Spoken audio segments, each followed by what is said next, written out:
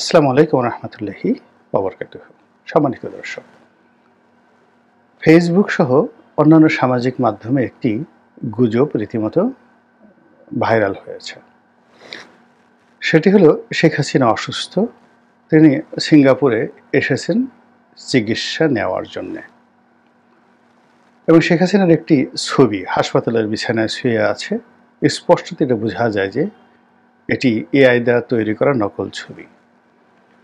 তো সেই ছবিকে কেন্দ্র করে বলার চেষ্টা করছে যে তিনি জীবন মৃত্যুর সন্ধিক্ষণে, এই প্রচার করে একদল লোক রীতিমতো আনন্দে উৎসবে মেতে উঠেছেন।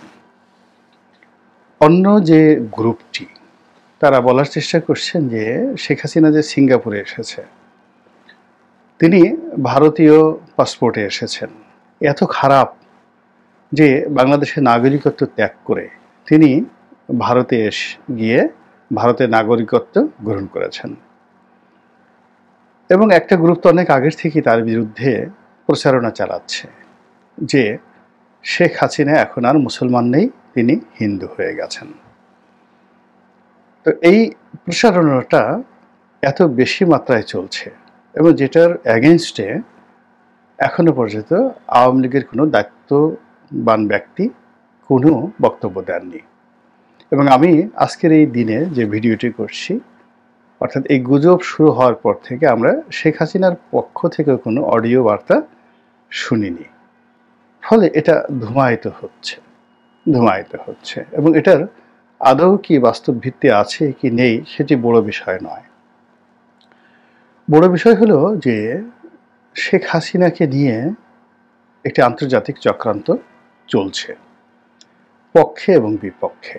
এক, দুই নম্বর হলো যে শেখ হাসিনাকে মৃত দেখার জন্য যেভাবে এক পক্ষ মানে রীতিমতো চোখে টর্চ লাইট লাগিয়ে তারা তাকিয়ে আছে যে কখন তার মৃত্যুর সংবাদটা আসবে, আবার অন্য পক্ষ তার সুস্থ থাকা, তার বেঁচে থাকা এবং তার ফিরে আসা নিয়ে ভীষণ রকম আশাবাদী।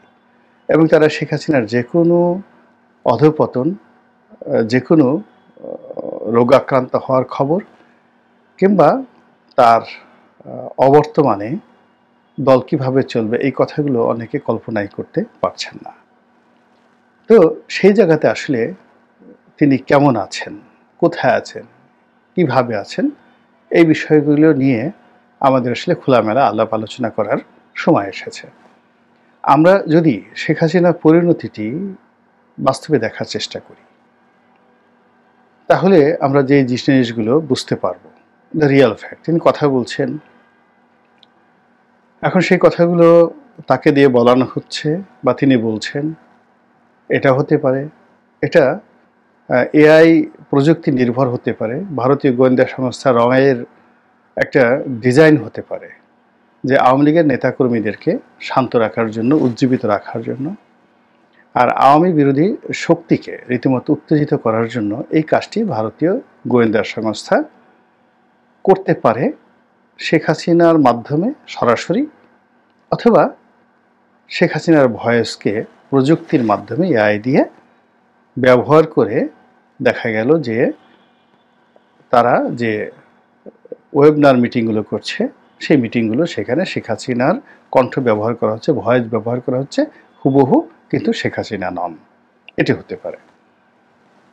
এখন দ্বিতীয় যে বিষয়টি, সেটি হলো যে আমার সিক্স সেন্স বলছে ভারতের মাটিতে তিনি অনেকটা কার্যত নজরবন্দি অবস্থায় রয়েছেন। আমরা শুনেছিলাম যে তাকে ট্রাভেল পাস দেওয়া হয়েছে এবং তিনি চিকিৎসা নেওয়ার জন্য বা যে কোনো কাজে অনেক দেশে বা দেশের বাইরে যেতে পারেন। আমরা জানি যে তিনি ধর্মপরায়ণা, তার যদি সে ধরনের ট্রাভেল পাস থাকতো বা শরীর স্বাস্থ্য সুস্থ থাকতো, তিনি একবারের জন্য হলেও মক্কা মদিনা ঘুরে আসতেন। এর কারণ হলো শেষ দিকে বাদশাহ সালমানের সঙ্গে, তার পরিবারের সঙ্গে তার একটা ব্যক্তিগত সম্পর্ক গড়ে উঠেছিল এবং সেই সম্পর্কটি এখন পর্যন্ত রয়েছে। এবং আপনারা জানেন যে বাংলাদেশে বাদশাহ সালমানের পুত্র মোহাম্মদ বিন সালমান, তিনি শেখ হাসিনার জামানাতে সরাসরি বাংলাদেশে আসার জন্য একটা প্ল্যান করেছিলেন এবং এটা হতো একটা ঐতিহাসিক সফর। তো এই যে সৌদি যুবরাজের সঙ্গে তার যে সম্পর্কটি রয়েছে, এটাকে ভিত্তি করে তিনি মক্কা মদিনাতে তিনি যেতে পারতেন, এক। ২ নম্বর হলো যে তিনি যদি ফ্রি থাকতেন তাহলে আমরা পুতুলের অনেক ভিডিও দেখি, WS-এর অনেক ভিডিও দেখি, এমনকি তিনি যে জিম করেন, কথা বলেন, সেগুলো আমরা দেখি। কিন্তু তার মায়ের সঙ্গে তার একটা স্টিল ছবি আমরা আগস্ট মাসের 5 তারিখ পরে আর দেখিনি। কোনো ডায়ালগ না, কোনো কথা না, কোনো দেখার সাক্ষাৎ নেই। এমনকি এত লোকের সঙ্গে শেখ হাসিনা কথা বলেন এবং সেগুলো ভাইরাল হয়, কিন্তু শেখ রেহানার সঙ্গে তার কথা, জয়ের সঙ্গে তার কথা, পুতুলের সঙ্গে তার কথা ওভার টেলিফোনে কেন হয় না? কাজেই তিনি যে অবমুক্ত নন, মুক্ত নন, বা তিনি যে ভারতের ম্যাটিকুলাস ডিজাইনের অধীনে যে তিনি চলতে বাধ্য হচ্ছে না, সেটা আমরা বলতে পারবো না। আর আমার ব্যক্তিগত যে আশঙ্কা, সে আশঙ্কাটি হলো যে শেখ হাসিনা পরিপূর্ণভাবে তার ক্ষমতাকালীন সময় ভারতের নিয়ন্ত্রণে ছিলেন না। তিনি মনে করতেন যে তিনি বঙ্গবন্ধু কন্যা, তিনি মনে করতেন তার বাবাই স্বাধীনতার অবিসংবাদিত নেতা, আওয়ামী লীগ না হলে, তার বাবা না হলে বাংলাদেশের স্বাধীনতা আসতো না, এবং তার মনের মধ্যে একটা এলিট ভাব ছিল।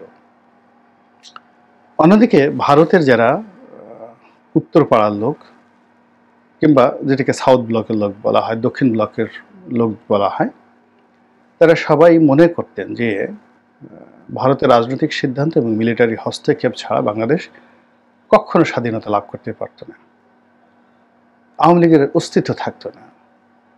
এবং তারা এও মনে করতেন যে তারা সেই 2009 থেকে একেবারে সেই শেষ দিন পর্যন্ত তারাই শেখ হাসিনাকে টিকিয়ে রেখেছে, এবং এখন শেখ হাসিনাকে আশ্রয় দিয়ে তারা বোঝানোর চেষ্টা করছে যে ভারত ছাড়া আওয়ামী লীগের কোনো গত্যন্তর নেই। কিন্তু শেখ হাসিনা এই জিনিসটি মানতে চাইতেন না।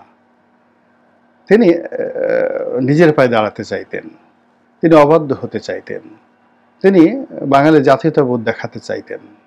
এমনকি নরেন্দ্র মোদীকে অস্বীকার করে তুড়ি মেরে তিনি পশ্চিমবঙ্গের সঙ্গে সম্পর্ক রেখে মমতা ব্যানার্জির সাথে বন্ধুত্ব করে তিনি বাংলা, বিহার, উড়িষ্যার নবাব সিরাজউদ্দৌলার মতো করে একটি রাজনৈতিক প্রভুত্ব, বা মুর্শিদকুলি খানের মতো, আলিবর্দী খানের মতো একটি রাজনৈতিক প্রভুত্ব তিনি অর্জন করার চেষ্টা করেছিলেন। ফলে তার জামানাতে বাংলাদেশের পাশাপাশি আসামের সঙ্গে তার সম্পর্ক ভালো ছিল, মানে পশ্চিমবঙ্গের পাশাপাশি আসামের সঙ্গে তার ভালো সম্পর্ক ছিল, ত্রিপুরার সঙ্গে তার ভালো সম্পর্ক ছিল, বিহারের মুখ্যমন্ত্রীর সঙ্গে তার ভালো সম্পর্ক ছিল, যেটি জনাব নরেন্দ্র মোদী এবং জনাব অমিত শাহ তারা ভালোভাবে নেননি। ফলে শেখ হাসিনাকে একটা শিক্ষা দেওয়ার দরকার ছিল তাদের, তারা সুযোগ খুঁজেছে এবং সেই সুযোগটি এখন তারা পেয়ে গেছে। ফলে শেখ হাসিনাকে দুর্বল করা, মানসিকভাবে, শারীরিকভাবে, খাদ্য দ্বারা, ওষুধপত্র দ্বারা, বিষ দ্বারা, তারপরে পরিবেশ দ্বারা, প্রতিবেশ দ্বারা, এটি রাজনীতির অনেক পুরনো কৌশল। মুঘল আমল থেকে, তারও আগের থেকে এরকম অবাধ্য বড় বড় শাসকদেরকে ধরে এনে দিল্লিতে নজরবন্দি করে রাখা হতো।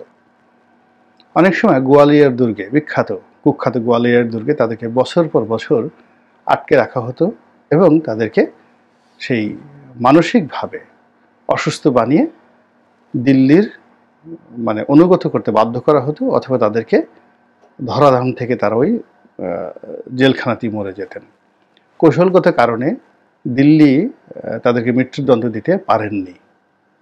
এটা সমগ্র ভারতবর্ষে, যেমন শিবাজি রাওকে গ্রেপ্তার করে অনেক দিন আওরঙ্গজেব আটকে রেখেছিলেন, তিনি তাকে মৃত্যুদণ্ড দিতে পারতেন, কিন্তু এটা হিন্দুইজম, হিন্দু কমিউনিটির উপর ভীষণ রকম একটা, দেখতে বলা হয়, নেতিবাচক প্রতিক্রিয়া তৈরি হতো। তো এই কারণে শিবাজিকে জামাই আদরে তিনি বন্দি করে রাখতে বাধ্য হয়েছিলেন আগ্রার দুর্গে। তো একইভাবে শেখ হাসিনাকে নিয়ে ভারতের যে প্ল্যান ABCD, সেই প্ল্যানের মধ্যে তার যে তেজি ভাব রয়েছে, সেই তেজি ভাবটিকে নিষ্প্রাণ করার জন্য